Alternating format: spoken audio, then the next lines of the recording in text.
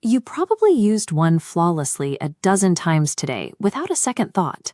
We have turned the zipper into an invisible convenience, only noticing the engineering the exact moment it gets stuck or breaks. To understand its importance, consider the sheer scale of production. We have manufactured more zippers on Earth than there are stars in the Milky Way. Getting dressed wasn't always this simple. In the 1800s, clothes were secured using laces, buttons, brooches, and hooks and eyes. Fastening a series of these on a single piece of clothing was a notoriously slow and tedious chore.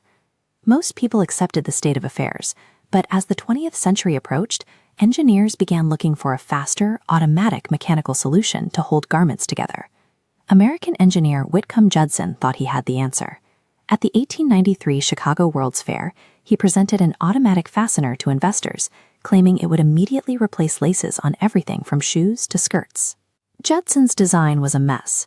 The mechanism was made of rust-prone steel, and the metal parts jammed constantly. Because the steel degraded so easily in water, the user had to unsew the entire metal mechanism from their clothing before they could wash the garment.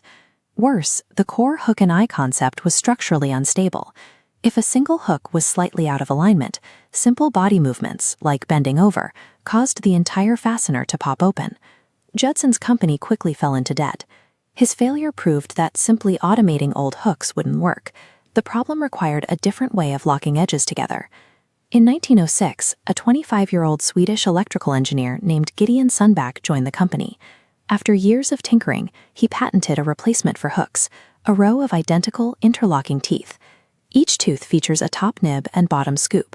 When aligned, each nib fits its neighbor's scoop for a secure connection. The slider's Y-shaped cavity tilts the teeth at the precise angle to interlock. Pulling down, a central wedge splits the teeth to unzip. Sundback had a functional design, but manufacturing it in the 1910s was nearly impossible. Each tooth required such microscopic precision that standard tools simply couldn't produce them reliably. Sundback solved this by inventing custom automated machinery. His machine took nickel alloy wire, sliced it into individual teeth, and stamped the complex shapes. The machine then clamped the teeth onto a piece of strong, inelastic fabric tape. This tape holds the teeth in place, ensuring that even if the garment stretches, the teeth stay precisely spaced so they won't come loose. The product found its footing in the 1920s when B.F. Goodrich applied it to rubber boots. The president noted the sound the device made as it closed and named the boots zippers. Rebranded as Talon fasteners, these new rust-proof zippers became a symbol of modern prosperity. By World War II, they were so essential that the industry was legally protected, even as precious metals were diverted for munitions. The fastener was finally mass-producible and culturally beloved, but decades of use eventually revealed the limits of the metal tooth design. Sundback's design had a vulnerability. Losing a single tooth creates a gap, allowing neighboring teeth to pop out in a cascading failure. The coil zipper solved this. Using a continuous flattened plastic coil, the ridges are interconnected, making individual tooth loss impossible. To prevent sliders from unzipping themselves, engineers also added a hidden brake. Under the pull tab, a small metal pin lodges between the teeth until you lift the tab to release it. While these mechanical refinements were happening, the business landscape shifted. When Talon's original patents expired in 1924, a Japanese businessman named Tadao Yoshida founded YKK. YKK prioritized quality by manufacturing every component in-house, from the nickel alloys to the shipping boxes. This total control meant they could produce failure-proof fasteners at a massive scale.